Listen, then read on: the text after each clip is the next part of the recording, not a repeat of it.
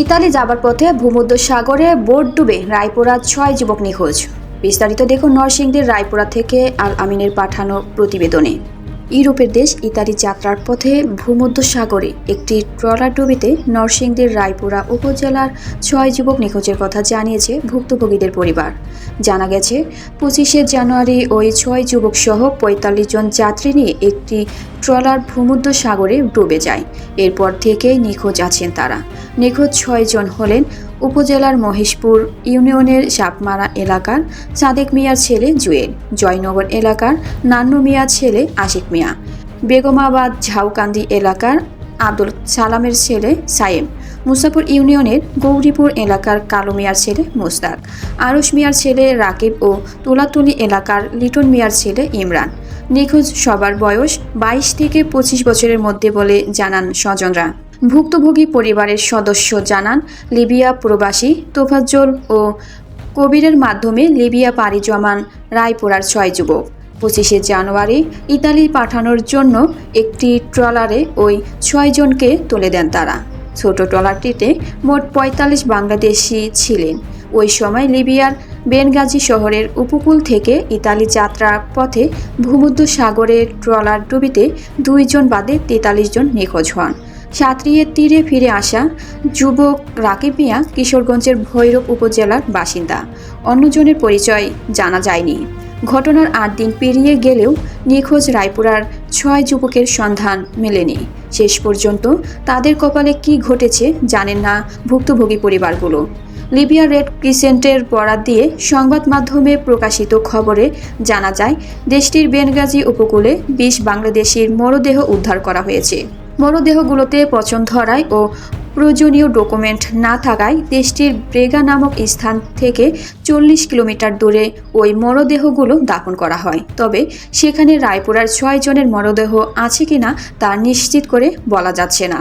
উপজেলা গৌরীপুরে তোফাজ্জলের বাড়িতে গিয়ে তার পরিবারের কাউকে পাওয়া যায়নি। তার লিবিয়ার ফোন নাম্বারটিও বন্ধ পাওয়া গেছে। অপরদিকে কবির মিয়ার সঙ্গে যোগাযোগ করা সম্ভব হয়নি।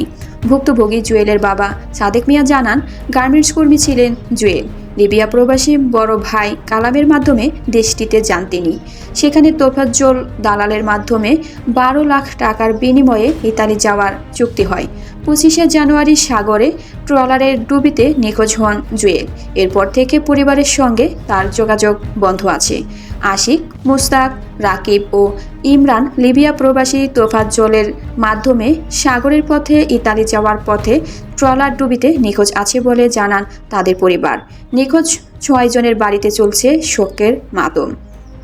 সন্তানের সন্ধান পেতে লিবিয়ার বাংলাদেশ দূতাবাস সহ প্রবাসীদের নিয়ে কাজ করা প্রতিষ্ঠানগুলোর সহযোগিতা চান ভুক্তভোগী পরিবারগুলো। বলছে আমি ডাঙ্গির গড়া আছি, গিম গড়া আছি, আমরা ডাঙ্গি হইতেও পারে নাও হইতে পারে, শিউন নাই, অতটুকুই বলছি। এখন পর্যন্ত কোনো খোঁজ পাইছেন কারো মাধ্যমে? না কারোর মাধ্যমে খোঁজ পাইছি না। কেউজন বলতাছে ডাঙ্গি ডুববা গেছে গা, কেউ বলতাছে বুট ফাটা গেছে গা, কেউ কইতাছে এরকম হয়েছে এরকম হয়েছে, আমরা তো কোনো পাইছি না। লিবিয়া থেকে ইতালি যাওয়ার সিদ্ধান্ত নিয়েছি, এটা কার মাধ্যমে কিভাবে? কার মাধ্যমে কিভাবে এটা মনে করেন আমার ছেলে কইছে, আমার ছেলে কার মাধ্যমে দিছে, এটা আমার ছেলে কোথাও। ব্রাক মাইগ্রেশন প্রোগ্রাম নরসিংদীর কোঅর্ডিনেটর আনোয়ার হোসেন মুঠোফোনে জানান, রায়পুরা নিখোঁজ ৬ যুবক যদি মারা গিয়ে থাকে তাহলে লাশ দেশে ফিরিয়ে আনার জন্য তথ্য দিয়ে সহযোগিতা করব। তিনি আরও বলেন, অবৈধ পথে বিদেশ না যেতে যুবকদের নিরুৎসাহিত করছি। উত্থান বৈঠক, ইউনিয়ন ওয়ার্কশপ, ইউপি চেয়ারম্যানদের নিয়ে প্রবাস বন্ধু ফোরামের মাধ্যমে সচেতনতামূলক বার্তা দেওয়া হচ্ছে। প্রত্যেক ইউনিয়নের ২ জন ভলেন্টিয়ার কাজ করছে। রায়পুরা থানার ভারপ্রাপ্ত কর্মকর্তা আদিল মাহমুদ জানান, ৬ যুবক নিখোঁজের খবর শুনিনি। এ ব্যাপারে ভুক্তভোগী পরিবারের পক্ষ থেকে লিখিত কোনো অভিযোগ পায়নি। রায়পুরা উপজেলা নির্বাহী কর্মকর্তা মোহাম্মদ মাসুদ রানা বলেন, লিবিয়ায় ট্রলারের ডুবিতে ২০ বাংলাদেশি নিহতের খবর শুনেছি। সেখানে ওই ৬ জন আছে কিনা নিশ্চিত নয়। এ ব্যাপারে আমরা খোঁজ নিব।